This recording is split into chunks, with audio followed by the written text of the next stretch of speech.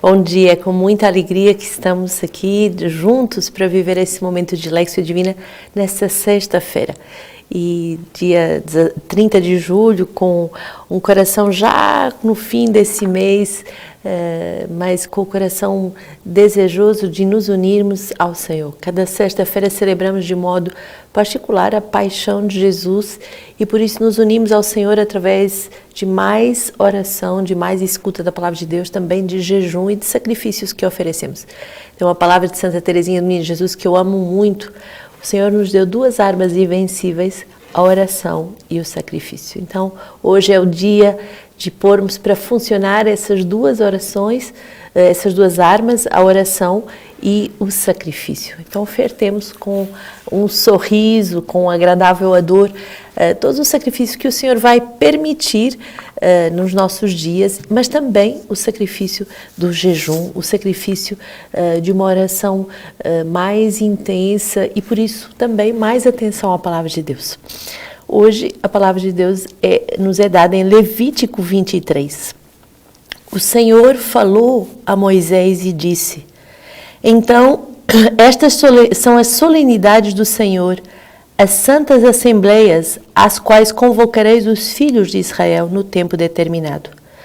No primeiro mês do 14º dia do mês, ao crepúsculo, é a Páscoa para o Senhor. E no 15º dia desse mês é a festa dos ázimos para o Senhor. Durante 7 dias comereis pães sem fermento. No primeiro dia tereis santa assembleia. Não fareis nenhuma obra servil. Durante 7 dias apresentareis uma oferenda queimada ao Senhor. No 7º dia, dia de santa assembleia, não fareis nenhuma obra servil. O Senhor falou a Moisés e disse: fala aos filhos de Israel e tu lhes dirás: quando tiverdes entrado na terra que eu vos dou e fizerdes nela a ceifa, trareis ao sacerdote o primeiro feixe da vossa ceifa. Ele oferecerá diante do Senhor com gesto de apresentação para que sejais aceitos. No dia seguinte, ao sábado, o sacerdote fará esta apresentação. E a partir do dia seguinte, ao sábado, desde o dia em que tivestes trazido o feixe da apresentação, contareis 7 semanas completas. Contareis 50 dias até o dia seguinte, ao 7º sábado, e oferecereis então ao Senhor uma nova oblação. Mas o 10º dia, no 7º mês, é o dia das expiações. Tereis santa assembleia. Jejuareis e apresentareis oferendas queimadas ao Senhor. No 15º dia deste 7º mês haverá, durante 7 dias, a festa das tendas para o Senhor. E no primeiro dia, dia da Santa Assembleia, não fareis nenhuma obra servil. Durante 7 dias apresentareis a oferenda queimada ao Senhor. No 8º dia haverá Santa Assembleia e apresentareis a oferenda queimada ao Senhor. É o dia da reunião solene e não fareis nenhuma obra servil. Então são as solenidades do Senhor, para as quais convocareis os filhos de Israel, assembleias santas destinadas a apresentar oferendas queimadas ao Senhor, holocaustos, oblações, sacrifícios, libações, segundo o ritual próprio de cada dia.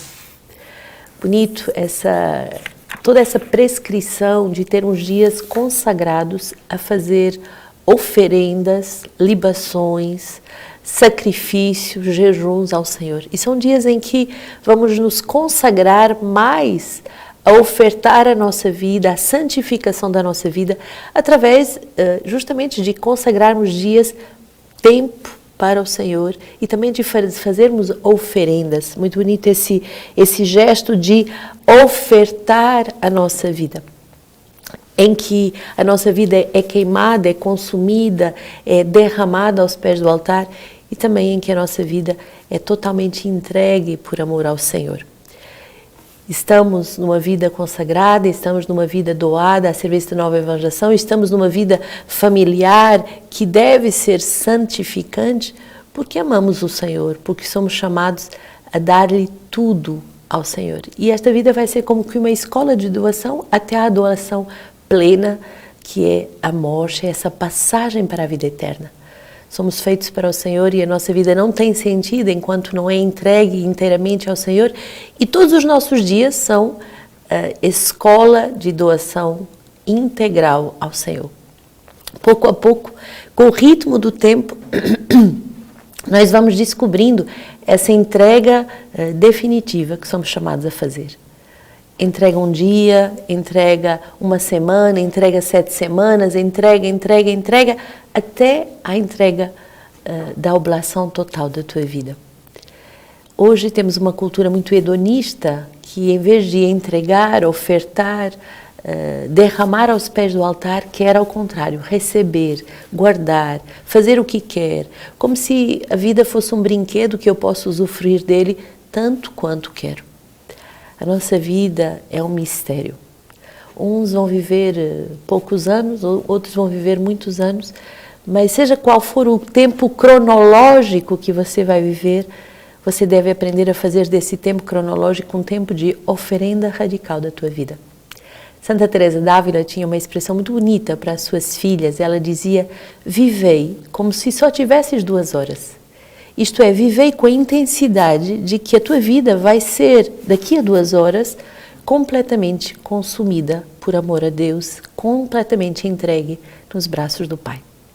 Devemos viver com essa consciência de plenitude, devemos viver com essa consciência de finitude também do nosso tempo, e por isso viveremos com mais consciência de que a nossa vida só tem sentido se for verdadeira oblação a Deus. Recebemos a vida de Deus, recebemos tantos dons, tantos talentos de Deus, mas tudo isso só faz sentido se for consagrado a Ele, entregue a Ele para a sua glória.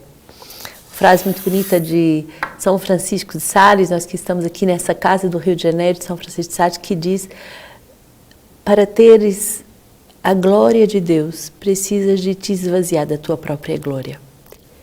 Isto é, o Senhor vai nos ensinando a nos esvaziarmos das gloriolas desse mundo, que são sempre passageiras, de sucessos, de o que eu quero fazer, o que eu consegui fazer, se eu consegui ou não fazer bem. Tudo isso é tão efêmero diante da grande glória, que é uma vida santa, é uma vida cheia da presença de Deus.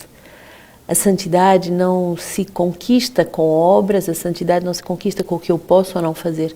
A santidade se acolhe, é a aquisição do Espírito Santo, como dizia esse santo ortodoxo, São Serafim de Sarov.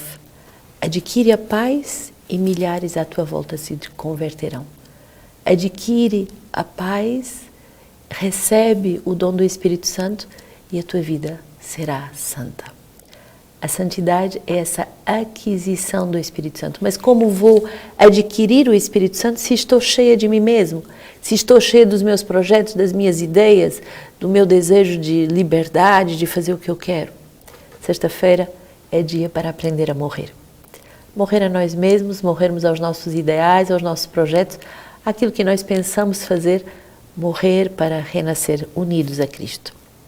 Salmo 80, elevai a música, soai o tamborim, a harpa melodiosa e a cítara, soai a trombeta pelo novo mês, na lua cheia, no dia da nossa festa, porque é uma lei para o Senhor, para Israel, uma decisão do Deus de Jacó, um testemunho que ele pôs em José quando saiu contra a terra do Egito. Ouve-se uma linguagem desconhecida, nunca haja em ti um Deus alheio. Nunca adores um Deus estrangeiro. Eu sou o Senhor teu Deus e eu te fiz sair da terra do Egito. Abre a boca e eu a encherei. Tão bonito esse salmo, né? Que traduz também essa experiência da Léxio Divina. Abre a boca e eu te encherei com palavras santas. Abre a tua vida e eu te encherei com decisões de Deus.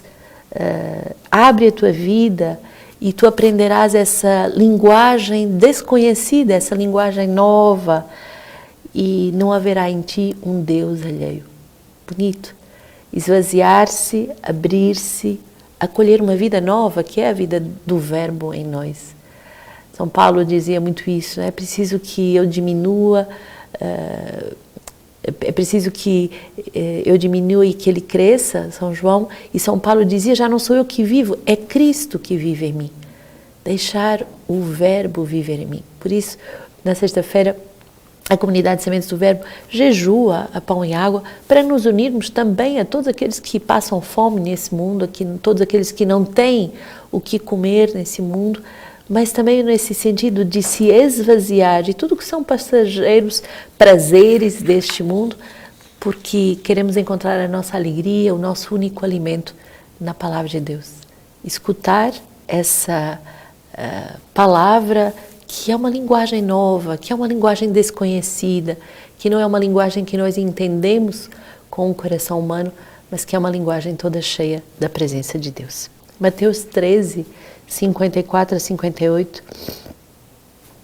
Dirigindo-se para a sua pátria, pôs-se a ensinar as pessoas que estavam na sinagoga, de tal sorte que elas se maravilhavam e diziam: de onde lhe vem esta sabedoria e esses milagres? Não é ele o filho do carpinteiro? Não se chama a mãe dele Maria e seus irmãos Tiago, José, Simão e Judas? E as suas mães não vivem, e as suas irmãs não vivem todas entre nós? De onde lhe vêm todas estas coisas? E se escandalizavam dele. Mas Jesus lhes disse: não há profeta sem honra, exceto em sua pátria e em sua casa. E ali ele não fez muitos milagres por causa da incredulidade dele. É impressionante percebermos os fracassos de Jesus. Na sua própria terra, ele não é honrado como profeta, na sua própria terra, ele não pode fazer muitos milagres. Para aqueles que são os seus, o seu povo, os seus familiares, ele não pode fazer grande coisa por causa da sua incredulidade. É impressionante. É como se quanto mais perto do mistério a pessoa está, mais ofuscada ela está e menos ela contempla. É um paradoxo? Creio que muitos santos viviam isso. Eram criticados, eram incompreendidos, eram escorraçados e as pessoas mais próximas não conseguiam ver essa grandeza dessa vida doada e talvez até criticavam as opções, a radicalidade, os excessos, tanta coisa desse santo. Quanto mais perto da luz, mais ofuscados estamos. E a grande dor do Senhor vai ser isso. Se escandalizam por causa dele e não vão acolher a sua vida profética, as suas profecias, os seus sinais, os seus ensinos, os seus milagres, as suas curas. Impressionante. Temos como meditar. Aquele que é mais santo, aquele que está mais unido ao Senhor, talvez vai te incomodar, talvez vai te escandalizar, te surpreender, e você talvez não vai reconhecer a presença do Verbo nele. Então pensamos hoje também a purificação dos nossos julgamentos, a purificação das nossas ideias, a purificação das nossas formas de ver e de analisar os outros e a presença de Deus nos outros. Às vezes uma pessoa pode ser muito interpeladora e muito provocadora para a nossa conversão. Será que aceitamos ser provocados? Será que aceitamos ser revelados? Será que aceitamos ser transfigurados uns através dos outros? O Senhor quer verdadeiramente se manifestar através de uma presença simples de filho de carpinteiro. O que poderia sair de bom, de interpelante, de uma pessoa tão simples, uma pessoa tão vulgar, uma pessoa tão presente no meio da sociedade, como uma pessoa que não iria dar muita coisa de novo. Através de uma aparência de simplicidade, através de uma aparência de familiaridade, Deus quer falar ao nosso coração. Então, estejamos muito atentos nessa sexta-feira, todos nós como família espiritual, nessa escuta daquilo que Deus quer nos falar, na escuta daquilo que Deus quer trazer ao nosso coração. Hoje temos um santo dos primórdios do cristianismo, São Pedro Crisólogo. Ele nasce em Itália no ano de 380 e ele vai se gastar totalmente pelo Evangelho, a ponto de ser reconhecido como doutor da Igreja. São Pedro Crisólogo tinha este nome por se ter destacado, sobretudo no dom da pregação. Crisólogo significa o homem da palavra de ouro. Imaginem que bonito se a nossa comunidade, que é consagrada ao verbo, à pregação do verbo, pudesse ter essa palavra de ouro, essa palavra que edifica os corações. Diante da morte do bispo de Ravenna, o escolhido para substituí-lo foi Pedro, que nesse tempo vivia num convento onde queria se oferecer como vítima no silêncio. Mas os planos do Senhor fizeram dele um bispo. Mais uma vez, estamos vendo como uma pessoa que escolhe se esconder, que escolhe não ter grandes aparências, nem se manifestar muito, é esse que o Senhor vai escolher.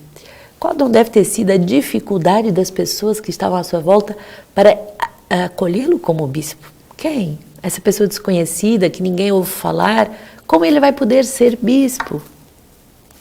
Pastor prudente e zeloso da igreja, usou o dom da pregação como instrumento do Espírito para a conversão dos pagãos, os hereges e os cristãos indiferentes. São Pedro, com seu testemunho de santidade e conhecimento das ciências teológicas e o dom da comunicação, venceu a heresia do monofisismo, a qual afirmava que Jesus tinha apenas uma natureza, e não a misteriosa união da natureza divina e da natureza humana. Os nossos irmãos orientais, eles quando comungam, eles juntam os dois dedos para justamente professar, é uma profecia de que o Senhor é verdadeiro Deus e verdadeiro homem. Essas duas naturezas são inseparáveis, nós não podemos separá-las. E aqui São Pedro Crisólogo justamente lutou para que a sua vida fosse uma pregação sobre a defesa dessas duas naturezas e da união das duas naturezas humana e divina de Deus. O homem que tinha o pecado no coração, porém, lutou com as armas da oração, do jejum, da mortificação, assim para desfrutar e transmitir a palavra de Deus. E entra na glória celeste em 450. Então, hoje São João Crisólogo pode nos dar justamente o desejo, através dos sacrifícios, das orações, dos jejuns, o desejo de nos purificarmos para sermos portadores, comunicadores do dom da palavra de ouro. Esse dom bonito que o Senhor quer nos dar é um dom da comunicação do verbo. E um pequeno sermão dele, século V, o mistério da encarnação. Quando a Virgem concebe, a Virgem dá à luz e permanece virgem. Isso não entra na ordem da natureza, mas dos sinais divinos. Não é segundo a razão humana, mas conforme o poder de Deus. É o Criador que atua, não a natureza humana. Não é caso comum, mas único. É obra divina e não humana. O nascimento de Cristo não foi consequência necessária da natureza, mas poder de Deus. Foi mistério da piedade, a redenção da humanidade. Aquele que, sem nascer, fez o homem do próprio barro intacto, fez-se homem nascendo de um corpo também intacto. A mão que se dignou tomar o barro para formar o nosso corpo, também se dignou tomar a nossa carne para nos salvar. Por isso, o fato de o Criador estar na sua criatura e de Deus habitar em carne humana é uma honra para a criatura e não uma afronta para o Criador. O homem, ó homem, por que te consideras tão vil, tu que és precioso para Deus? Ó homem, por que te consideras tão vil, tu que és precioso para Deus? Por que é que, sendo tão honrado por Deus, tão te desonras a ti mesmo? Porque perguntas de que é que tu fostes feito e não queres saber para que fostes feito? Porventura todo este mundo que vês não foi feito para ser tua morada? Para ti foi criada a luz que dissipa as trevas que te circundam. Para ti foi regulada a sucessão dos dias e das noites. Para ti foi iluminado o céu com o variado fulgor do sol, da lua, das estrelas. Para ti foi ornamentada a terra com flores, bosques e frutos. Para ti foi criada a admirável multidão dos seres vivos que habitam nos ares, nos campos e nas águas, para fim de que uma triste solidão te não ensoberbasse a alegria do mundo recém-criado. Mas o teu Criador pensou no modo de aumentar ainda mais a tua glória. Gravou em ti a sua própria imagem, para que não houvesse na terra uma imagem visível do Criador invisível, para que houvesse na terra uma imagem visível do Criador invisível, e colocou-te como seu representante sobre as coisas terrenas, para que um domínio tão vasto como é o mundo não ficasse privado do seu vigário, do seu Senhor. Deus se fez criança e se manifesta através de cada um de nós. Que Deus nos dê esse dom de comunicá-lo, de comunicar a sua presença, a sua palavra, a sua santidade.